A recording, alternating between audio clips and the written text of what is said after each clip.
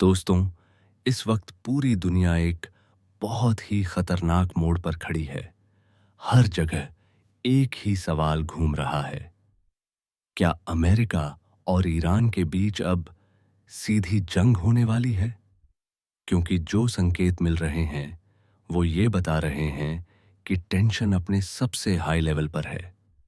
बस एक छोटी सी गलती और पूरा मिडिल ईस्ट आग में जल सकता है। भारत ने तो अपने नागरिकों को साफ-साफ कह दिया है, जो लोग ईरान में हैं, वो तुरंत निकल जाएं। आपको याद होगा, पिछली बार जब अमेरिका और इजराइल ने ईरान पर हमला किया था, तब हालात कितने भयानक हो गए थे। हजारों लोग मारे गए थे और पूरे इलाके में अफरा तफरी मच गई थी। अब जो खबरें आ रही हैं, वो और भी ज्यादा डराने वाली हैं।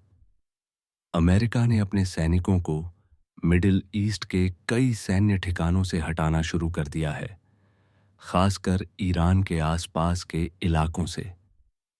अमेरिका ऐसा तभी करता है जब उसे या तो खुद हमला करना होता है या उसे पता होता है कि सामने वाला देश कोई बड़ा कदम उठाने वाला है। ईरान पहले ही कह चुका है, अगर उस पर हमला हुआ तो वो अमेरिका और इजराइल के सैन्य ठिकानों को निशाना बनाएगा। यानी हालात सीधे सीधे युद्ध की ओर जा रहे हैं। इस बीच भारत भी लगातार ईरान से संपर्क में है। हमारे विदेश मंत्री डॉक्टर एस जयशंकर ईरानी सरकार से बात कर रहे हैं। भारत के लिए ये मामला बहुत अहम है, क्योंकि चाबहार पोर्ट में हमारी बड़ी इन्वेस्टमेंट है। अगर वहां युद्ध होता है तो भारत के स्ट्रैटेजिक और इकोनॉमिक दोनों हितों को नुकसान होगा। अब यहां पर एक और बड़ा फैक्टर है, डोनाल्ड ट्रंप। हाल ही में वेनेजुएला में मिली अपनी जीत के बाद ट्रंप बहुत कॉन्फिडेंट नजर आ रहे हैं।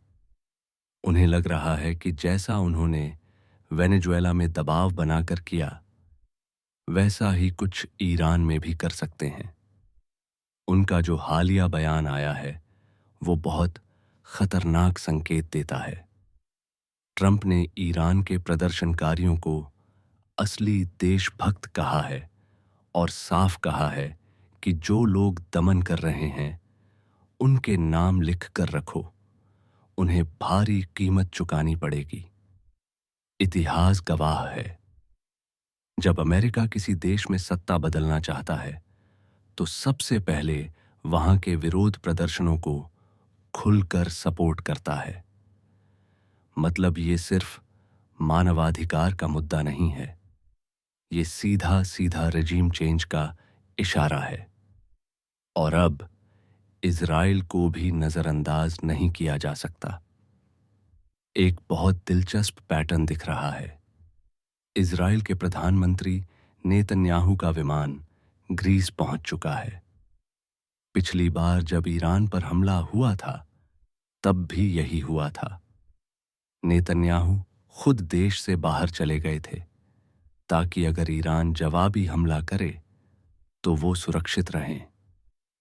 अब फिर वही पैटर्न दोहराया जा रहा है, यानी अमेरिका, इजराइल और ईरान तीनों तरफ से युद्ध की तैयारी जैसे हालात बन रहे हैं। अब ईरान के अंदर की स्थिति और भी ज्यादा डरावनी है। रिपोर्ट्स के मुताबिक सरकार ने प्रदर्शनकारियों पर बहुत ब्रूटल क्रैकडाउन किया है। कुछ रिपोर्ट्स कहती हैं 2000 लोग मारे गए, कुछ कहती हैं 12,000 और कुछ एक्सट्रीम रिपोर्ट्स 20,000 तक की बात कर रही हैं। अगर ये सच है, तो इसके दो ही नतीजे हो सकते हैं। या तो लोग डर कर घर बैठ जाएंगे, या फिर गुस्सा इतना बढ़ेगा कि पूरा देश फट पड़ेगा। और इसी मौके का फायदा अमेरिका और इजराइल उठा सकते हैं, ताकि ईरान में सत्ता बदलकर एक प्रो यूएस सरकार लाई जा सके। इसी बीच ईरान की एम्बेसी इन इंडिया ने एक बेहद अनयूजुअल ट्वीट किया है। उसमें साफ कहा गया है कि अमेरिका जिस तरह से यूनिलैटरल एक्शंस ले रहा है वो पूरी ग्लोबल ऑर्डर को तोड़ रहा है, और जो देश चुप बैठे रहेंगे वो भी इस खतरे से नहीं बच पाएंगे। मतलब ईरान सीधे सीधे दुनिया को वार्न कर रहा है, आज हम निशाने पर हैं, कल आप भी हो सकते हैं। लेकिन यहां एक सवाल भी उठता है। जब ऑपरेशन सिंदूर के दौरान भारत को समर्थन चाहिए था, तब ईरान हमारे साथ खड़ा नहीं हुआ। तो अब हमसे ये उम्मीद क्यों की जा रही है कि हम बिना सोचे समझे ईरान के साथ खड़े हो जाएं? यही असली जियोपॉलिटिक्स है।